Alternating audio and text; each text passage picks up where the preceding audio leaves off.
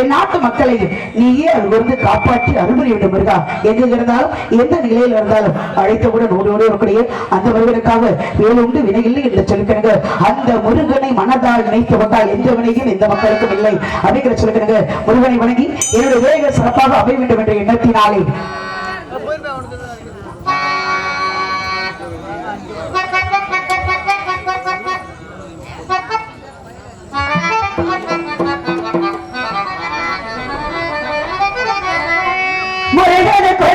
திருநாள் அந்த முருகன் பெருநாள்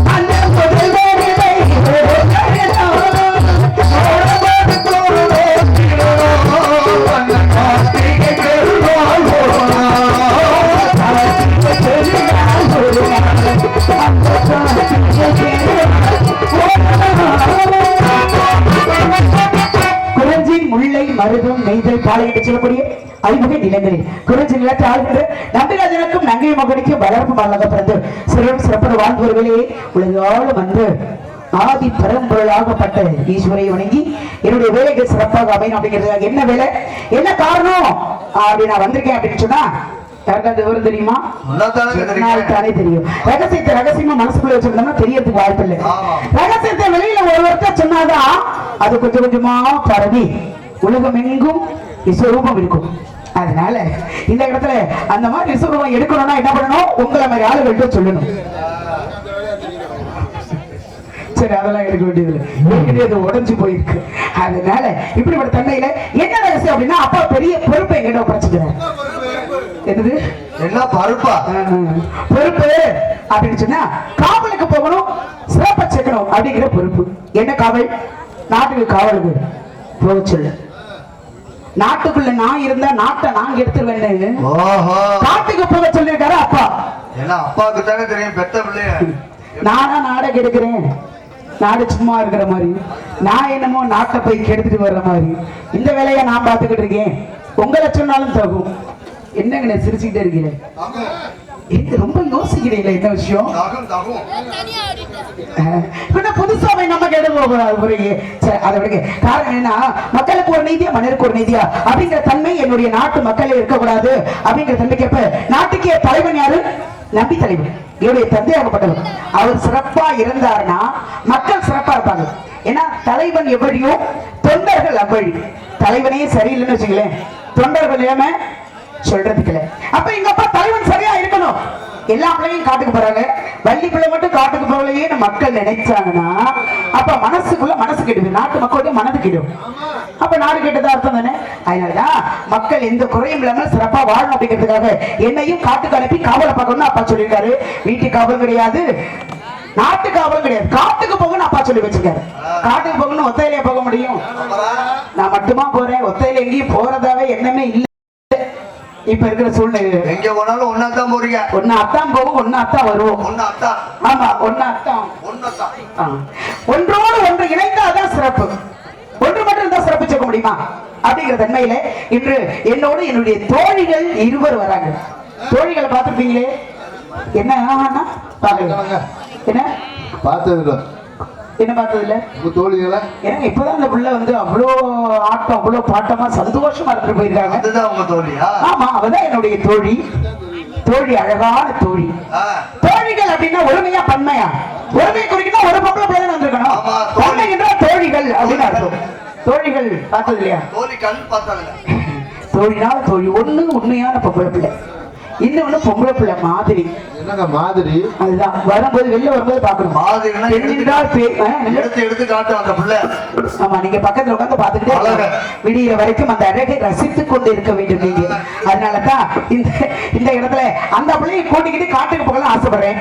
அந்த பிள்ளை அப்படி அடட நடையா அந்த தோழிகள் பூராமே எடுத்து காட்டுவாங்க. எது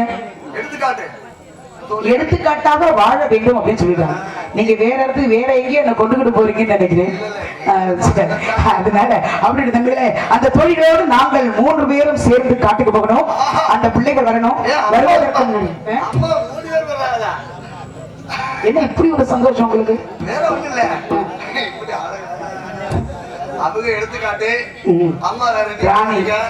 ஆமா, அந்த ராணியை பார்க்கணும் மக்கள் ஆர்வமா இருக்காங்க. நீங்க இருக்கீங்களோ இல்லையா தெரியல, மக்கள் ஆர்வமா இருக்காங்க அப்படிப்பட்ட ராணியை பார்க்கணும் அப்படிங்கிறது. அதனால ஆதிபராசக்தியை வணங்கி அந்த பிள்ளைய வர்றதுக்கு முன்னாடி என்னுடைய மாமியாரை நினைக்கலாம்னு ஆசைப்படுறேன். மாமியாரை வணங்கலாமா? ஒரு குடும்பத்துல மாமனார் சரியில்லைனாலும் நாவுக்கு ருசியா சமைச்சு போட்டு தேத்திடலாம்.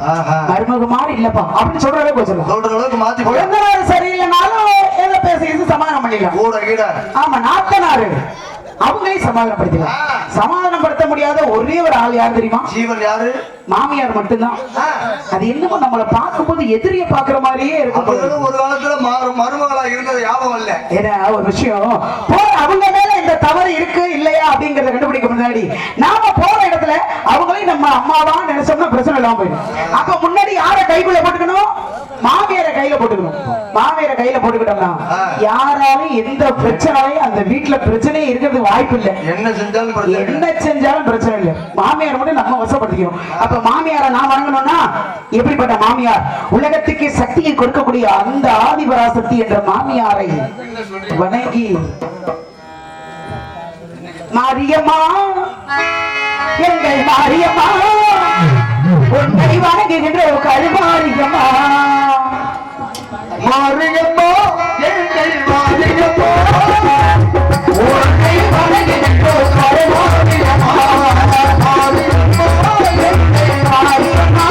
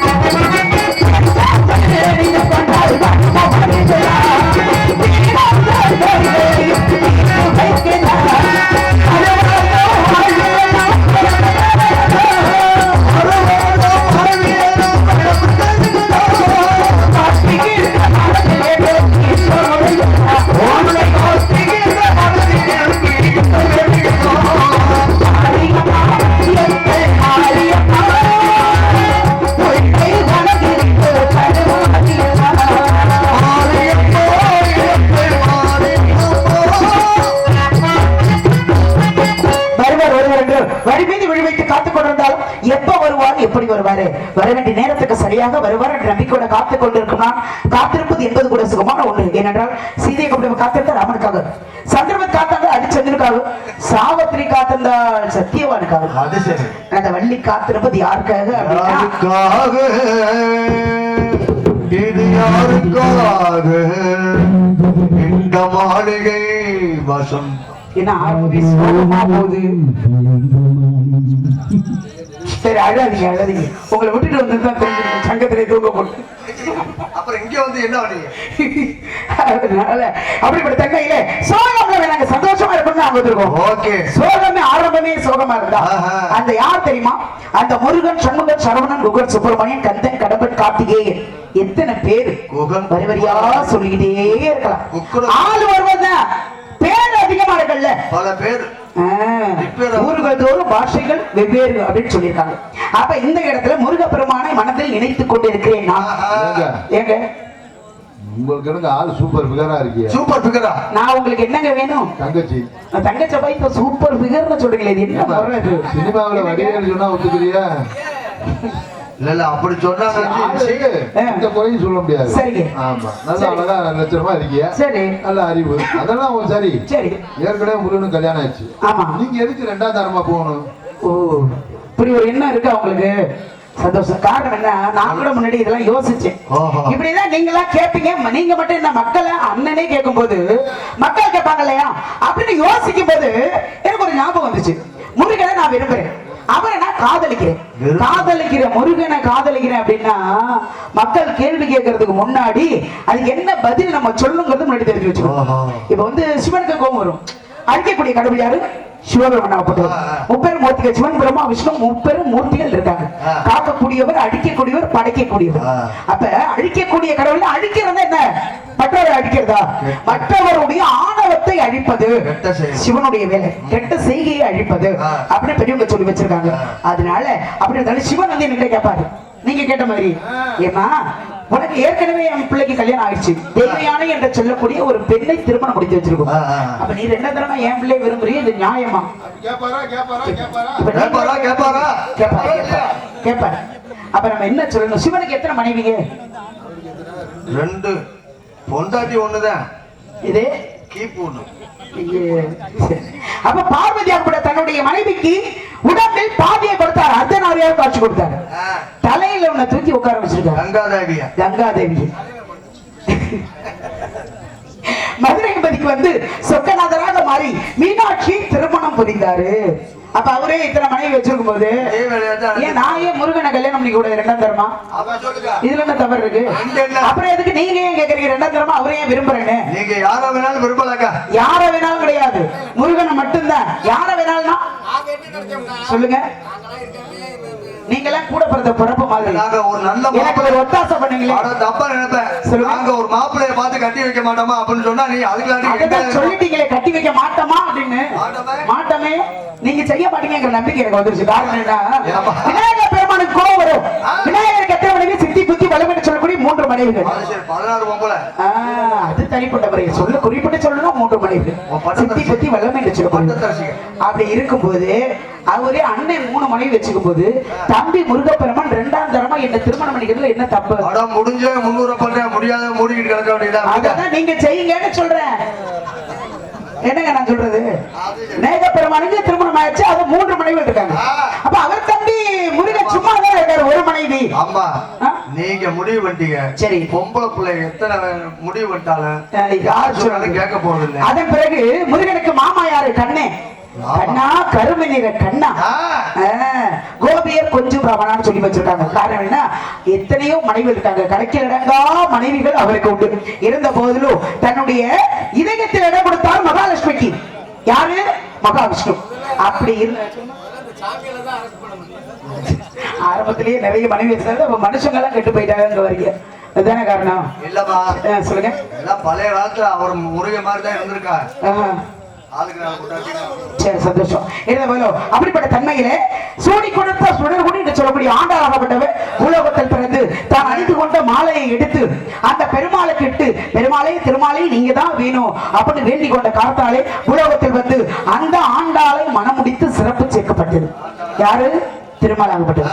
அவருக்கே அத்தனை மனைவி இருக்கும் போது சரி போனா போது முருகப்பெருமான் ஒத்தையில நிக்கிறாரு, இருக்கிறதெல்லாம் இழந்துட்டு ஒத்த கோமணத்தை கட்டிட்டு பழனி மலையில போய் நிக்கிறாரு, அவருக்கு நம்ம ஒரு வாழ்க்கையை கொடுப்போம் அப்படின்னு போனா போது இறக்கப்பட்டு நீங்க ஒரு திருமணமாகி ஒரு பொண்ணு மக்கள் அமர்ந்திருக்காங்கன்னு வச்சுங்களேன்.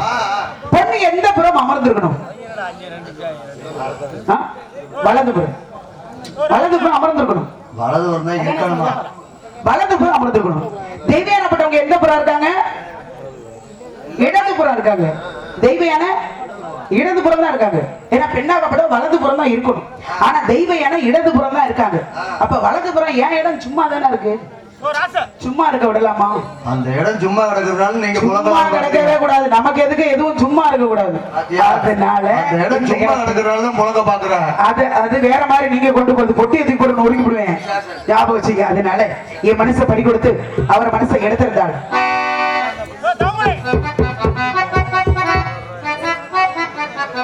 என் மனசை பறி கொடுத்து கத்து தந்த வித்தை எல்லாம் காட்டட்டுமா கண்ணி கண்ணி.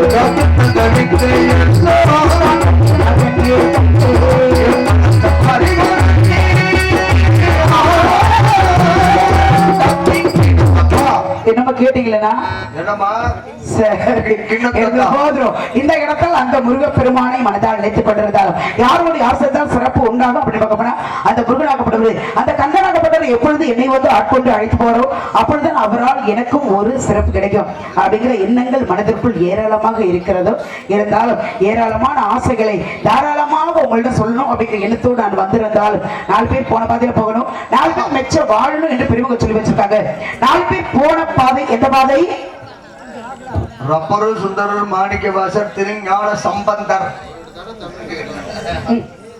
ஆரம்பத்துல இருந்து சொல்லுங்க ரப்பர் சுந்தரர் மாணிக்க வாசர் திருஞான சம்பந்தர் இல்ல ரப்பரா அப்பறாங்க இப்ப மாத்திட்டாங்க அவருக்கு யாரு எழுதி வச்சாங்க அப்பர் சுந்தரர் மாணிக்க வாசர் எதுக்கு போற வாசர் பெரிய ஓட்டையா ஒரு விஷயம் தெரிஞ்சீங்க அப்பர் சுந்தரர் மாணிக்க வாசகர் வாசகர் மாணிக்க வாசகர் திருஞான சம்பந்தர் சொல்லக்கூடிய 4 பேர் போன ஆன்மீக பாதையில போகணும் மாதா பிதா குரு தெய்வம் சொல்லக்கூடிய பெற்றவங்களோட குருவுடைய தெய்வத்துடைய அனுசரணை மனிதர்கள் இருந்தார் வாழ்க்கையில சிறப்பாக பல செயல்களை செய்து முடிக்க முடியும் அப்படிங்கிற நம்பிக்கையோடு வலதுகை இடதுகை எந்த கையில் எழுந்தாலும் நம்பிக்கை என்று ஒன்று மட்டும் மனிதனுக்கு மிக அவசியம் அந்த நம்பிக்கையோட இந்த இடத்துல நம்ம எல்லாம் வந்திருக்கோம்னா நம்பிக்கையை காப்பாற்றணும் சும்மாவா அட்வான்ஸ் சும்மாவா அட்வான்ஸ் அதனால மக்கள் நம் மீது வைத்த நம்பிக்கை அந்த நம்பிக்கையை காப்பாற்றணும் நாம நம்ம மேல நம்பிக்கை வைக்கணும் ஆமா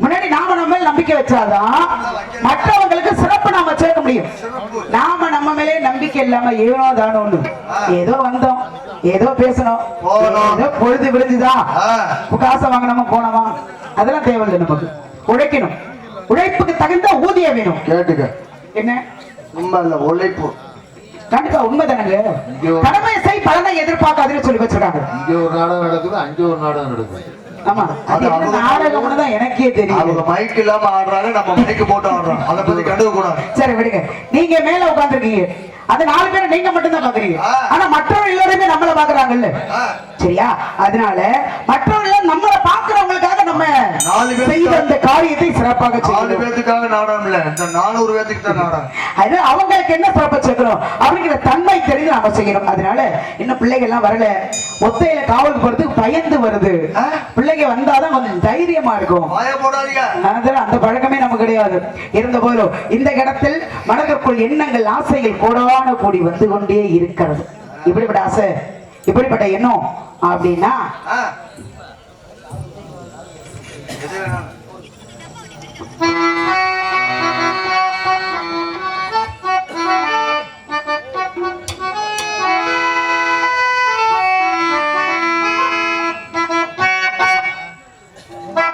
நினைவாலே சிலை செய்து உனக்காக வைத்தேன் திருக்கோவிலே ஓடிவா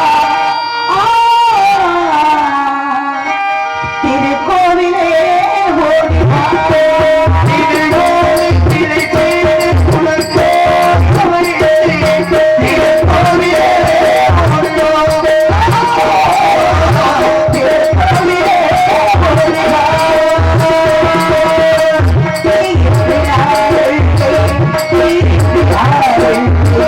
Hey,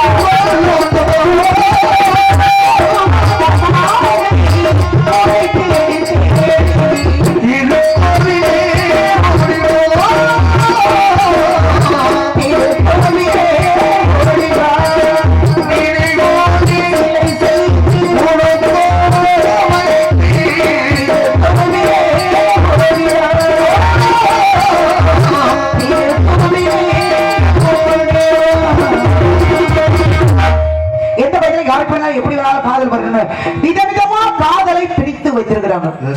எல்லாருக்கும் எல்லா விதத்திலையும் காதல் விதமா கண்டிப்பா உண்மைதானே. சில பேருக்கு பணத்து மேல காதல், சில பேருக்கு பொருள் மேல காதல். காதல் இல்லாத உலகத்துல எதுவுமே கிடையாது. ஆமா, காதல்னாலே அதாவது பைத்தியம் முத்தி போச்சுன்னு சொல்லுவாங்க. காதல் வந்துருச்சுன்னு வச்சுங்களேன், பைத்தியம் மாதிரியே பண்றது. என்ன பண்ற, ஏது பண்ற, யாரு என்ன சொன்னாலும் நமக்கு அப்படியே எதிரிய பாக்குற மாதிரியே இருக்கும். இப்ப போய் முருகனை விரும்பாதுன்னு நீங்க என்ன சொன்னீங்கன்னு வச்சுங்களேன், எனக்கு முதல் எதிரி நீங்க தான். ஆமா, அப்படி இருக்கும் போது அப்படிலாம் இருக்குன்னா ஒவ்வொருத்தருக்கும் ஒவ்வொரு விதமான காதல். எனக்கு யார் மீது, எவர் மீது காதல் அப்படின்னு சொன்னா, என்னுடைய காதலை எடுத்து சொல்லணும்னா விடிகிற வரைக்கும் முருகப்பெருமான அவரையே நினைத்து வழி மீது விழு வைத்து எப்பொழுது வருவாரோ வருவாரோ வருவாரோ என்று அவர் இங்கு புலோகத்தில் வர நான் அவரை பார்க்க, அவர் என்னை பார்க்க, நான் அவரை பார்க்க, அவர் என்னை பார்க்க, எங்க 2 பேரும் இந்த ஊரே பார்க்க சிரிக்க. எதுக்கு சிரிக்குது? நீங்க என்ன பண்றீங்க? மனிதர் உணர்ந்து கொள்ள இது மனித காதல் அல்ல, அதையும் தாண்டி புனிதமான தெய்வீகமானது. ஒரு மனிதரும் காதல் செய்தா தெய்வீகமானது, புனிதமான காதல். ஒரு தெய்வத்தையே நான் காதலிக்கிறேன் அப்படின்னா அதற்கும் மேன்மையானது, செஞ்சதுக்கு அப்புறம் தான் புனிதமானது. வாய் என்ன வாயின்னு எனக்கே தெரியல. இந்த வாயை எப்ப தாப்பா மூடுவெளி? காலையில பெட்டி எடுத்து வச்சாலும் வாய் அதோட பிடிக்கும். இந்த இடத்தில் முருகப்பெருமானை வணங்க வேண்டும் என்றால் இதுக்கு மேல உங்கள்கிட்ட பேசி பிரயோஜனம் இல்ல. அதனால ரகசியமா முருகன்ட்ட பேசலாம்னு ஆசைப்படுறேன். ஆமா, இது ரகசியமா ஊர்ல மைக்கு போட்டு மேடை போட்டு லைட் போட்டு கண்ணாண்ட வீடியோ எடுக்குது, ஊர் சடங்கா உட்கார வச்சுக்கிட்டு உங்களை 4 பேரையும் சிவ பூஜையில கரண்டி நொழுஞ்ச மாதிரி கரண்டியா உங்களை 4 பேரையும் கொண்டு வந்து என் பக்கத்துல உட்கார வச்சுக்கிட்டு நான் பேசுறதுக்கு எல்லாம் வேற மாதிரி இழுத்து விட்டுக்கிட்டு உங்களை மாதிரி ஆளுகளை வச்சு நான் எப்படியா காதலிக்கிறது? அதனால விடியறதுக்குள்ள முருகப்பெருமான் வந்துருவாரு. முடியாமல அப்ப முருகப்பெருமான் வந்ததுதான் நிறைய வேலைகள் இருக்கு. அந்த வேலைக்கு வேலையை கொடுக்க வேண்டும் என்று எங்க எதுக்கு நீங்க பிடிச்சீங்கன்னா படாத இடத்துல போடும். நான் பிடிச்சேன்னு வச்சீங்களேன், உங்களுக்கு சைஸ் தெரியும். அஜே உங்க வீட்டுக்காரங்க என்னங்க, உங்க வீட்டுக்காரங்க எப்படி பிடிக்குங்க? ஒரு விஷயம் தெரிஞ்சுக்கங்க, யார் யார் பொருளை யார் யார் வச்சிருந்தா சிறப்பு செய்யணும்னு தெரிஞ்சுக்கணும். அவர் வச்சிருக்கிற வேலை நான் பிடிக்க முடியாது. நான் காவல் பார்க்க எடுத்துட்டு போற பொருளை அவர் பிடிக்க முடியாது. அப்ப அவர் விட்டது அவர்கிட்டயே இருக்கட்டும், என் வீட்டு பொருள் என்கிட்டே இருக்கட்டும். மாத்திரம்னா ஏன் மாத்திர ஏமாத்திர ஏமாத்திர நீதான். சரி, அதனால காதோடு ரகசியமா பேசணும். இந்த காலத்தினாலே